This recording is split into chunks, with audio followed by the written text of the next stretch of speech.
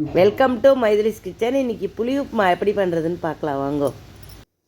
புளி உப்புமா பண்ணலாம், எப்படி பண்ணுறதுன்னு பார்க்கலாம் வாங்க. அதுக்கான பொருளாக இருக்குது வாங்கோ. ஒரு கப்பு பச்சரிசி வச்சுருக்கேன். இந்த பாருங்கள், இந்த அரிசியை நான் இந்த மாதிரி களைஞ்சி உணர்த்தி நல்லா காய வச்சு வச்சுட்டுருக்கேன் தாம்பாளத்தில் போட்டு. இப்போ புளி தண்ணி வச்சுருக்கேன். நல்லா புளியை ஊற வச்சு 3 டம்ளர் கரைச்சி வச்சுட்டுருக்கேன் புளி தண்ணி. பெருங்காய கட்டி வச்சுருக்கேன். உளுத்தம்பருப்பு கடலைப்பருப்பு ரெண்டும் சேர்த்து 1 ஸ்பூன் வச்சுருக்கேன். கடுகு வெந்தயம் வச்சுருக்கேன். இதுக்கு வெந்தயம் போடணும் நம்ம. கருவேப்பிலை 4 மிளகா கிள்ளி வச்சுட்டுருக்கேன். 1/2 ஸ்பூன் மஞ்சப்பொடி. நல்லெண்ணெயில் தான் பண்ணணும், தேவையான அளவு எண்ணெய். இப்போ எப்படி பண்ணுறதுன்னு பார்க்கலாம் வாங்க. முதல்ல நம்ம அரிசியை உடச்சிக்கலாம் நைஸாக, ரவா மாதிரி. எப்படி உடைக்கிறதுன்னு பார்க்கலாம் வாங்க.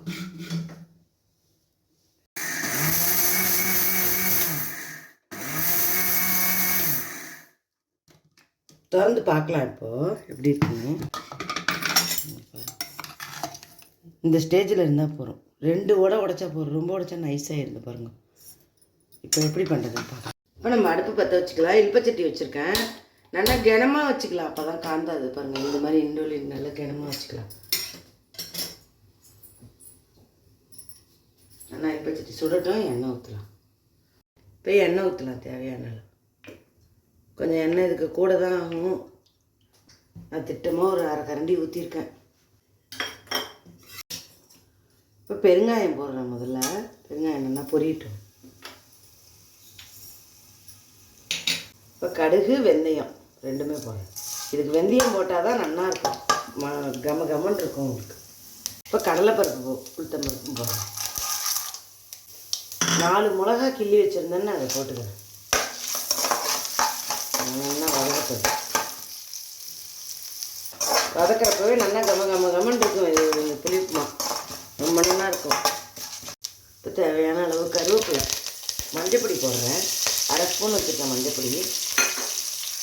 இப்போ நல்லா வெடிச்சுட்டு நான் புளித்தண்ணி ஊற்றுறேன். இப்போ நல்லா கிளறி விட்டுட்டு 1 கப்பு அரிசி உடச்சி வச்சுட்டுருக்கேன். அதுக்கு 1 டம்ளர் புளித்தண்ணி, 2 டம்ளர் பச்சை ஜலம் வச்சுட்டுருக்கேன். அதை ஊற்றி நம்ம இப்போ பண்ணலாம். எப்படி பண்ணுறதுன்னு பார்க்கலாம். ஊற்றுறேன் பாருங்கள். ஜலம் நல்லா கொதிக்கட்டும். புளி தண்ணி நல்லா கொதிச்சோடு நம்ம இந்த நொய்யை போடலாம். இது ரொம்ப ஈஸியாக இருக்குது. இதுக்கு தேங்காயெலாம் எதுவுமே வேண்டாம். ரொம்ப நல்லா இருக்கும். டக்குன்னு பண்ணி சாப்பிட்றலாம்.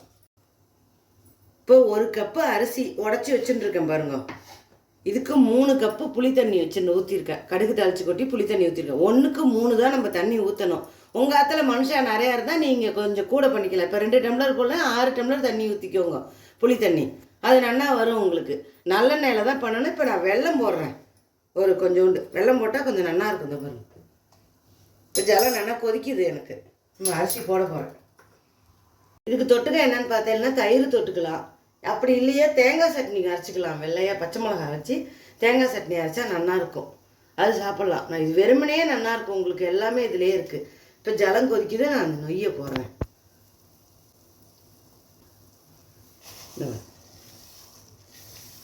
இது கட்டி தட்டாது. நம்ம ஏற்கனவே களைஞ்சி வச்சுருக்கோம் இல்லையா.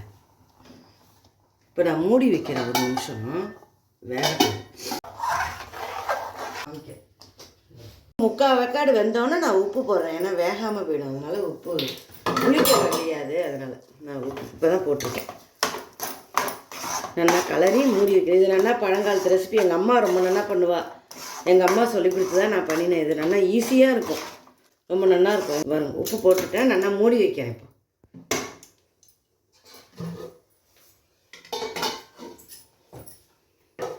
இப்போ உப்புமாவை பார்க்கலாம் வாங்க.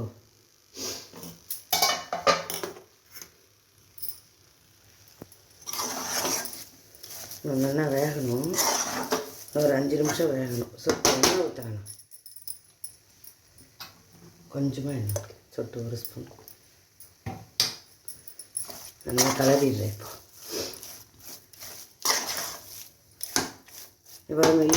இப்போ உப்புமா இப்படி வெந்திருக்கா. இப்போ 3/4 வெந்திருக்கா. இப்போ நம்மளுக்கு நல்லா வேகணும். ஒரு சின்ன இது டிப்ஸு. இப்படி இருக்குன்னா ஜலம் நல்லா அந்த பக்கம் கொதிக்க வச்சுருக்கேன். நான் வெந்நீர் நல்லா 2 டம்ளர் தண்ணி ஊற்றி நல்லா சுட வச்சு வச்சுருக்கேன். இப்போ இதை எடுத்து இது மேலே வச்சுருவேன் பாருங்கள். இப்போ நல்லா உங்களுக்கு புழுங்கி வந்துடும் உப்புமா. சூப்பராக ரெடி ஆகிடும். 10 நிமிஷம் இப்படியே இருக்கட்டும். நான் காமிக்கிறேன். பொல பொலன்னு வந்துடும். அடுப்பும் நான் சிம்மில் வச்சுட்டேன். இப்போ ஜலத்தை நல்லா சுட பண்ணி மேலே வச்சுருக்கேன். இந்த தண்ணியில் உள்ள ஹீட்டு கீழே இறங்கிடும். நல்லா உங்களுக்கு உதிரி உதிரியாக வெந்து போய்டும் உப்புமா. 5 நிமிஷம் கழித்து பார்க்கலாம் நம்ம. இப்போ உப்புமா பார்க்கலாம் நம்ம. திறந்து பார்க்கலாம்.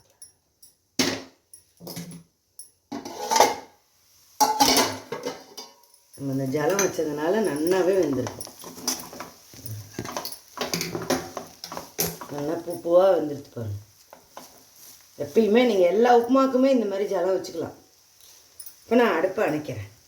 நல்லா வெந்துடுத்து அடுப்பை அணைச்சிட்டு பாருங்கள் எப்படி வெந்திருக்கு பாருங்கள்.